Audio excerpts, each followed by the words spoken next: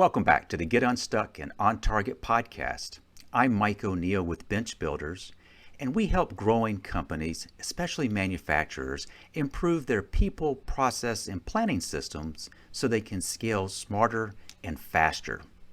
Joining me today from Chicago is Mia Smithson.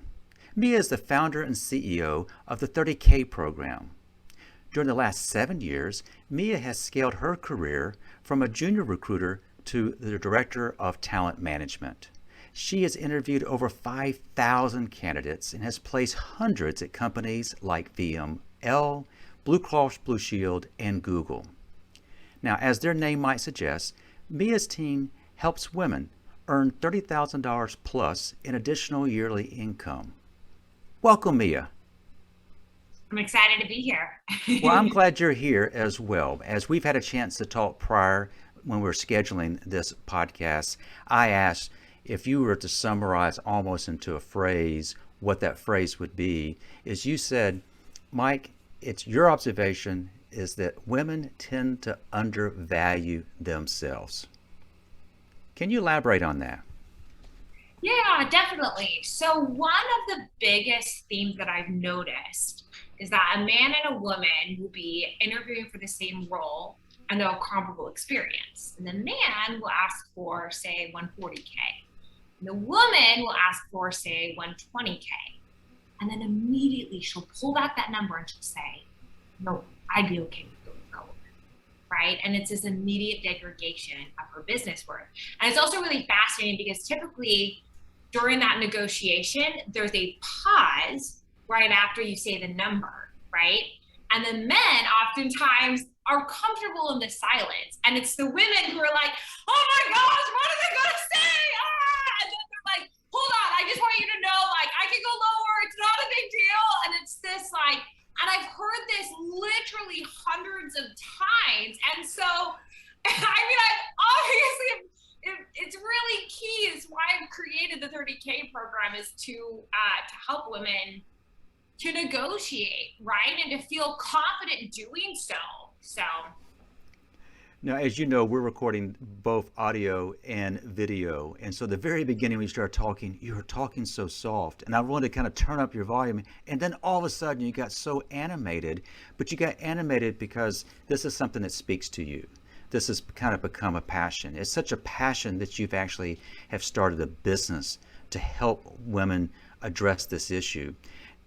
I didn't tell you this up front, but can I tell you one reason why I was most interested in speaking with you? Please do. You know, when I see the 30K program, it doesn't take much thought to understand, oh, okay, she helps women kind of get what they're worth.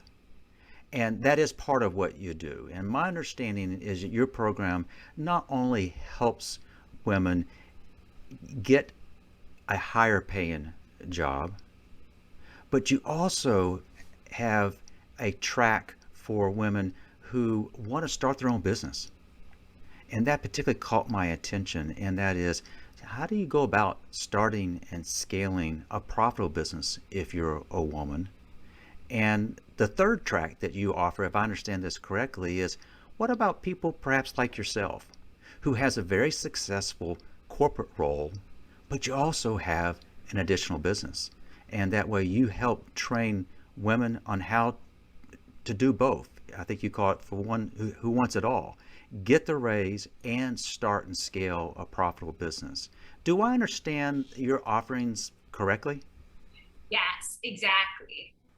Yeah. So what is really fascinating is that, we all have these core skills and strengths that oftentimes remain hidden unless you take proactive steps to really share them with the world. And so with our track, like the one who wants it all, right? They want the promotion and they also want to start a business. That is really that opportunity where we essentially take those key skills that they've developed and we work with them to develop a business around it. So we do both one-on-one as well as group coaching within the program. So you actually have that coach to really deep dive in and figure out like what are the types of businesses that would work for you. And I will say that like there are some businesses that year one are really hard to be profitable.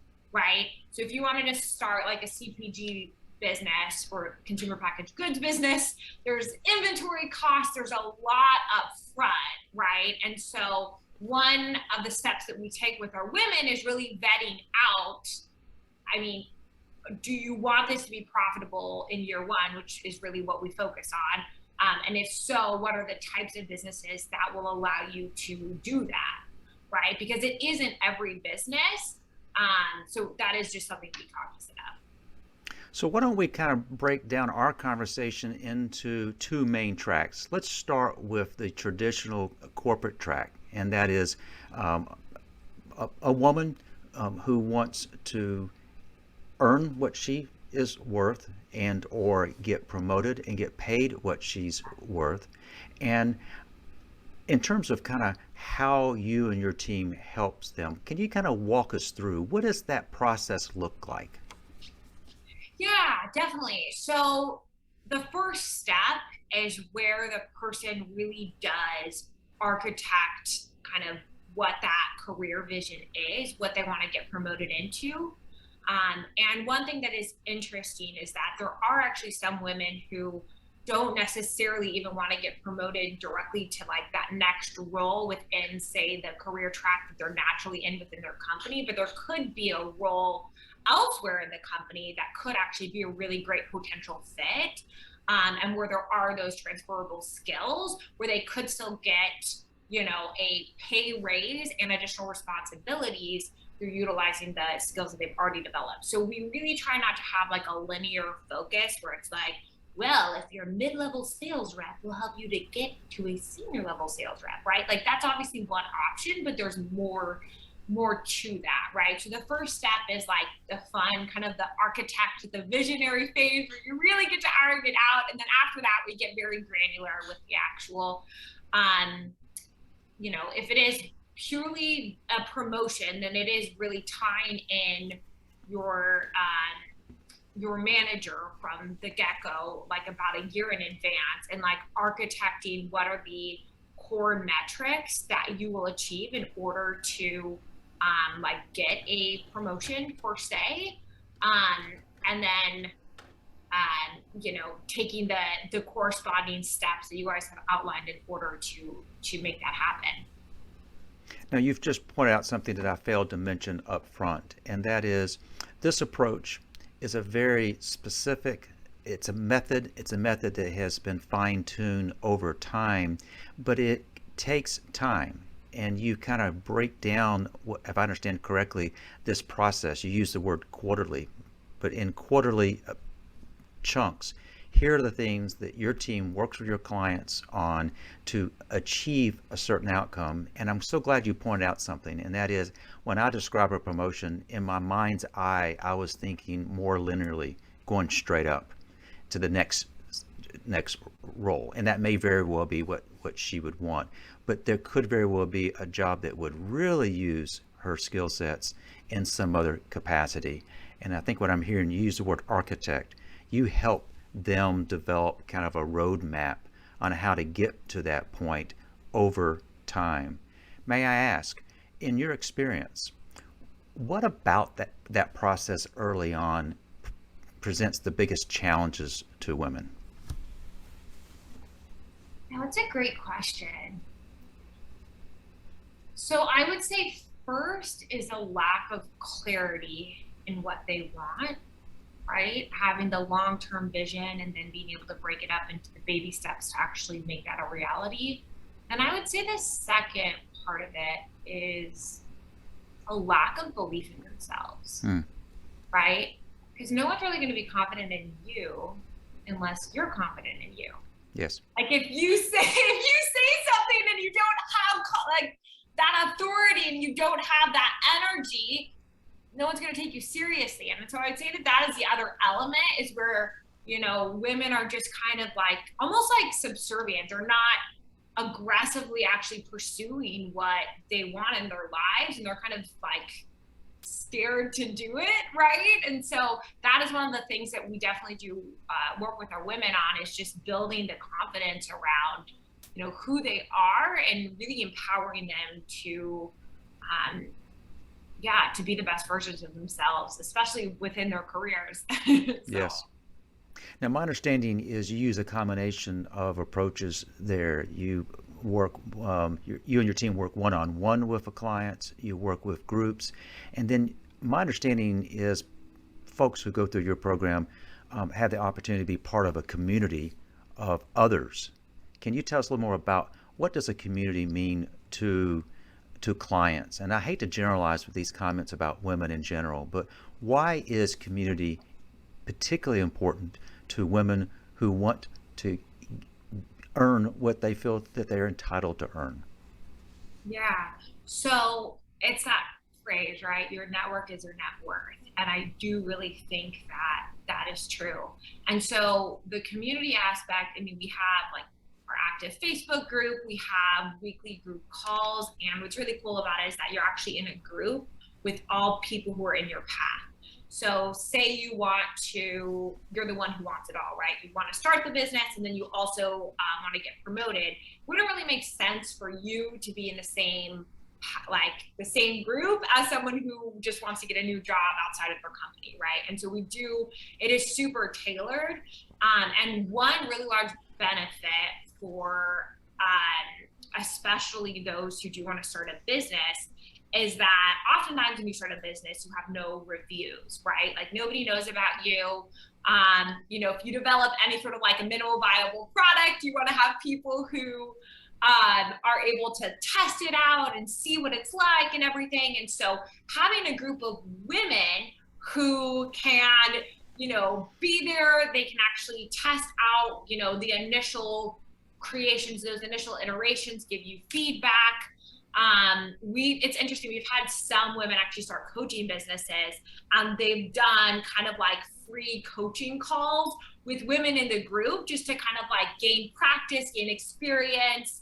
And that way, before they actually start like selling their services, they are able to actually see, results with the women within our own network that they've been able to help, right? So it's just really cool because you're just surrounded by like a family of women and you don't feel alone. Like oftentimes I feel like for entrepreneurs, you can just kind of spend hours like alone working late into the night. And we really want to move away from that to where we have this like culture of, of collaboration and where you're able to go farther together. So Yeah, I'm glad you clarified because when I talk about community, I probably stop short of what you just described. I would say, you're there to support each other. Well, if this community is built of not only like-minded folks, but also who are doing the exact same thing, they're building their own enterprise and starting a business. Uh, People oftentimes have a great idea, but take that idea and turn it into a business that's viable. It's a total different animal, and you're kind of creating almost an incubator with the people in the program so they can use that. I think it's a great idea. thanks. We very quickly have moved from corporate to the entrepreneur. I'm drawn to the entrepreneurial side of this conversation, and maybe I should go ahead and follow this up. Women who want to start their own business. You said that in the corporate world, one of the biggest barriers early on is a sense of self-confidence. What about a entrepreneurially minded woman? What are you finding, particularly early on in the process, that they struggle with most? Yeah, 100% it's fear of failure. Mm. Like, it's interesting. I noticed, so corporate America, it's the lack of confidence, it's imposter syndrome that I see a lot of times. But when you're starting something and when you're testing and creating like a minimal viable product or whatever it is that you're pursuing entrepreneurially, like there's so much failure in entrepreneurship, and it's how you have these iterations and how you're able to quickly shift gears and tweak. And like, I know when I first started coaching, I called it Dream You, right? And I did like general life coaching and business coaching, and it was like, if you need any help, like I can help you, right? And it was like not pinpointed at all. It was not specific. I didn't even have a website when I signed my first client. I literally made $1,500 like that first weekend and I did not even have a website. So I did not know what I was doing, right? And I was just like failing left and right. I was like, we're working through this. And so that's really like how we do support our women, is knowing that failure is feedback, right? It's simply a data point, and you don't have to get emotionally involved in failure. And actually, the more quickly that you can notice failure and be like, oh, that's, interesting, that didn't work, why didn't it work, and how can we learn and how can we improve because of that, the more quickly you're able to just grow. It's really when you get stuck on it, and when you start to tangle your personal with your business work, that you run into issues, right? When all of a sudden I don't know, from a coaching perspective, right? If you have 10 consult calls in a row and say you didn't sign any clients, it would be very easy to say, well, something is wrong with me, right? As a person, like I'm the problem, instead of like something that I'm doing is an issue, or like, maybe it's how I'm connecting with the potential clients. And you know what I'm saying? It's the untangling of that personal and of the business work. So it's interesting. I feel like everything is kind of interconnected, right? It kind of starts with the fear of failure, and then as you get deeper into it, you realize that it's kind of interconnected to other kind of core themes that we really go through in the program. So, in your literature, you kind of elaborate on the aspects of starting the business. If failure is very, very common among entrepreneurs or wannabe entrepreneurs. As that process of starting a business kind of gets underway, you are trying to give your clients a sense of how you could turn this. May be a full-time enterprise, this could be a side hustle, if I could use that term, but you're really trying to give them a path to success. And if they're able to overcome that fear of failure, the process that you share with them, what do you find? When does things really begin to kind of get some sense of traction? Yeah, so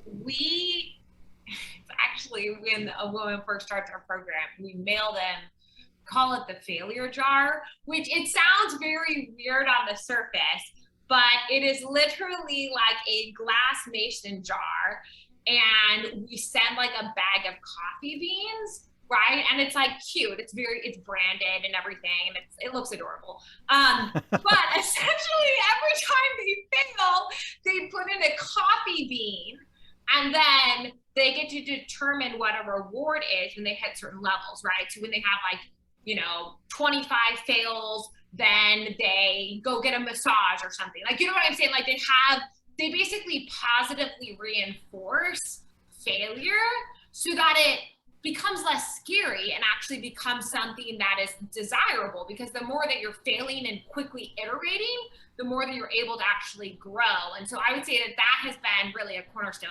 And that idea came from Sarah Blakely, who one of the things her dad would always say to her at the dinner table was, what did you fail at today? And if she didn't have a story, he would be like, well, you're obviously not trying hard enough, or you'd have more failures, right? And so she's obviously doing pretty well as one of the youngest female billionaires in, America, if not the world. So you can learn some things from her.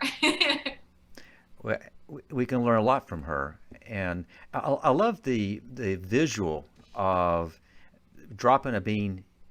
And you made an interesting point, and that is, particularly when you're starting a business, you're going to fail at things, but because you failed at things does not mean that you are a failure. Yeah. And I love the way that you've kind of tried to, through this approach, to kind of destigmatize failure, that it goes with the territory. But if you have more beans in the jar, that means you're trying that much harder and you're putting more into it. I love that as a good illustration. Perfect. We've talked a little bit about the corporate world. We've talked a little bit about the entrepreneurial world, and we've talked about the potential fusion of the two. Why don't we go back a little bit to something that we kind of started the conversation, and that is this is when you start talking real quietly. And you said that you find that when men are asked to state a salary expectation, they'll they'll quote a number, but women will quote a number and almost immediately qualify that, or almost tell me a little more about why you think that is the case. Why do women tend to do that? Well, first, the strongest negotiators don't quote the number first, Hmm. right? So, as I'm sure you know, within recruiting, there's this thing called reversing, which is where someone asks you a question and instead of answering it, you reverse it and you ask them a question. So, the people, from what I've seen, oftentimes they're men who end up negotiating for the highest salaries. I'll ask them, well, what is this, the salary range that you're targeting? And they'll reverse it and they'll say, well, I'm curious, what is the salary range for the role? Right? And you would be shocked the number of recruiters that will tell you what that salary range is. And I'll actually give you just a really quick example. So my Please. sister is also a recruiter, and she did this reversing technique with the company she's actually currently with. And the number that she had in her head was actually like much lower than the amount that they ended up offering. And the reason why she got the higher amount was because she literally reversed it. They said, what was the salary range that you're targeting? She reversed it. They said that number, and they were like, well, is this something that you would be comfortable with? And she was like, well, it's a little bit low, but I think I'd be able to make it work. And so she literally got it. It was a substantial amount larger than she was ever anticipating, because she didn't, say that number first. If you read a lot of negotiation books, they call it spilling the candy. When you're like, this is what I'm looking for, blah, blah, blah, and you just like spread it out, right? You really want to kind of like keep your cards closer to the vest and like find out as much information first, right? And I think kind of back to the main crux of the question, I don't think women, first off, have like the knowledge base to know that like there are techniques like reversing that can be really valuable. And I also think that women are really scared of rejection. They're scared of being told that what they want is too high. So I think that's part of it. And then also they're scared of the silence, right? So if there's any silence after they say the number, all of a sudden they're like, oh my gosh, I don't know what's going to happen. So I'm just going to take back that number, right? And you have to be willing to just sit with it. And it's always that like awkward, because you're like, I have no idea what the person will say. You just have to sit there. But it's a skill, right? It's like anything. And the more that you do it, the more you become comfortable with it and the more success that you have. And I will say, like, we work with our women.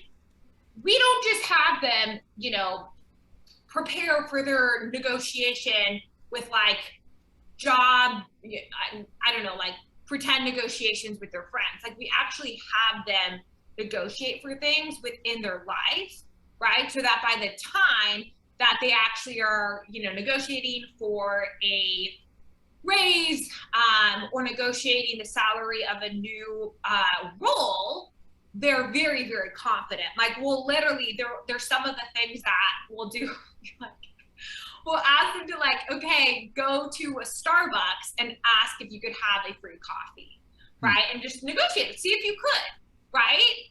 And like, or, the things that you don't normally negotiate for, say you're like getting a massage or something, and they always charge, I don't know, like $70 for like a full hour, going in there and saying, I would love to get a massage, or even just calling and say, I'd love to get a massage.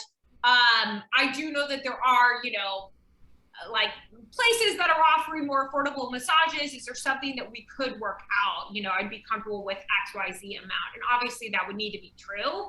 But, if the massage place that you want to go to has the best reviews, you would just be shocked at like the amount of money that is like sitting there available. And most people are just like too afraid to ask. And so I think it's just about developing that skill set through negotiating more in your daily life. And then it becomes like a game. Like I love negotiating. I'm not kidding you. I find so much enjoyment out of it. And like, I do think that you can create some amazing win-win situations within negotiating if you really are thinking like, what is the solution that we can create that benefits, the person on the other end as well as me, right? And also, as long as you're thinking through your BATNA, which is your best alternative to a negotiation agreement, right? Which is essentially like your backup plan. You need to always have kind of a backup plan that is like really pretty great, and developing that. So I know there's like a lot there, but Well, there is, but there's some recurring themes here. All right. You've yeah, already shared your jar with the coffee beans, and you said that sometimes you challenge them when those coffee beans get to a certain level, then go reward yourself with a massage. But no sooner are they about to reward themselves with a massage, you're going to challenge them to go negotiate the price of that massage. So I think the term is recursiveness in all of that. It does fit together. Um, and through repetition, you are getting, it's just a number of reps. And the more you do it, the more comfortable you may be, the more skilled you will be with it. Mio, as you reflect on what you do and who you encounter, can you share an example where perhaps you or a client got stuck? And what did it take to get unstuck? yeah, that's a really great question. So this is something that happened to a client.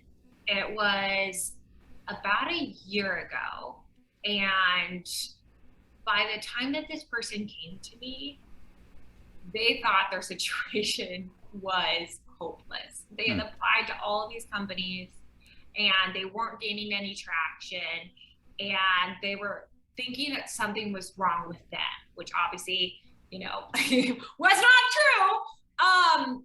And so one of the things that we did was we like looked at this person's resume because they're really wanting to get, a job that they were super passionate about and that they could earn that salary amount that they were targeting, right? And so what we did was we created, so we actually do this within the program. It's called the Dream 25. And so you literally pick out 25 different companies, and you start it with just a couple, right? So we'll start with like three, and you look at these companies, make sure that the company itself has what you're desiring, right? From a culture perspective, maybe Glassdoor reviews, whatever's important to you. And then from a job perspective, you find that ideal job and you literally look at the job description, and then you look at your resume and you go down line by line at the job description and you say, what have I done? That is on this job description, and then you make this synergy happen, right? Where your resume is like this like beautification. It has a lot of the keywords from the actual job description. And I will say that there's a lot of companies that are really utilizing technology that'll scan a resume and pick out those keywords, right? And so that is also a way that you can get to the top. And so that's one of the things that we did with this woman, which was really, really effective. And so it was cool. Like the Dream 25, like we didn't have to get to the full, 25 places she had to apply to. I think it was like right around number 10 that she landed that role. And it was because her resume was so tailored to the job description, had everything that she was looking for. And I will say that like what each person's kind of like stopgap is different, because like for her, when she got in the door, she was able to confidently handle the interview, the negotiation. Like that part wasn't challenging for her. She just wasn't getting in the door. Hmm. So like it's truly it like it's about I feel sometimes like a doctor. My whole family's doctors, so I also like think in medical terms, because you're like constantly pinpointing like, okay, where is this person struggling? And it is so different, right? But for her, really just getting her resume looking fantastic and having it be really tailored to the role is just hugely valuable. That's a great example. We named this podcast Get Unstuck and On Target, and I have been so surprised by the variety of stories I'm hearing from our guests. here's what I like about what you just shared is that this is a very capable person who, if you could just get her beyond the sticking point, in this case, getting in to an organization that's a good fit for a position that would utilize her skills, that if you could help point her or point herself in the right direction, right company, right opportunity, she had the self-confidence to take it from there. And just doing that, what could have required 25 only required 10, and she found what she's looking for. So I love that as an example.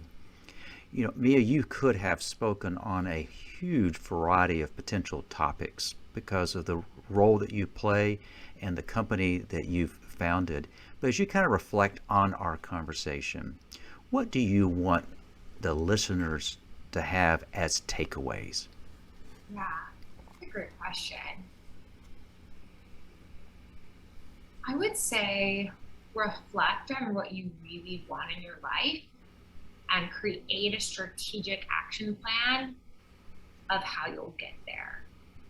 And also, when you're doing that, think through what are the potential pitfalls that you run into, right, along the way, and come up with the if-thens, right? If this happens, then I'll do this. If this happens, then I'll do that, right? So that you're really prepared, because, as with all three of the paths in our program, there are, roadblocks that you have to overcome. And the more that you are anticipating the potential roadblocks and actually planning ahead and saying like, okay, I know that like after this next step, there will be, this step, or maybe, in the job interview example, they'll send me like all the job offer information. Like, is it still okay for me to negotiate for more, even if it didn't have everything I was targeting? Like, really thinking through, like, what are all of those potential obstacles and solving them in advance, I've just found to work like really, really well. And then it also gives you more confidence because you know that there are going to be problems. And you also know that you are confident and you are capable and you're prepared in overcoming those problems. Mia, you're clearly very knowledgeable on this topic. You also very clearly have a passion for this topic, and I'm confident there's folks listening now who want to learn more. What's the best way for them to reach out to you? Yeah, so go to the30kprogram.com, and we do have a salary negotiation ebook that walks you through how to negotiate for a raise, or if you're getting a new job, how to negotiate for that salary amount. And everything's listed out on there. Like, we spent a lot of time on it, so enjoy. And it's also really aesthetically appealing. We had a designer like work on it. It's gorgeous. So I love this. It's not only good stuff, it looks good too. I mean, right? Otherwise, like, who wants to look at something that looks disgusting? Not me, right? Yeah. Mia, this has been a lot of fun. Thank you so much. Yeah, thank you. It's been a delight. I also want to thank our listeners for joining us today. We upload the latest episode every Thursday to all the major platforms, including Apple and Spotify. So if you've enjoyed this episode with Mia, please subscribe. Are you trying to grow your business and you want to make sure you got the right people, processes, and planning systems in place to grow smoothly? If yes, let's talk. Head over to unstuck.show and schedule a quick non-sales call with me. We'll talk about your growth goals, and I'll offer you some practical, actionable advice to help you grow your business. So I want to thank you for joining us, and I hope you have picked up on some tips from Mia that will help you get unstuck and on target. Until next time.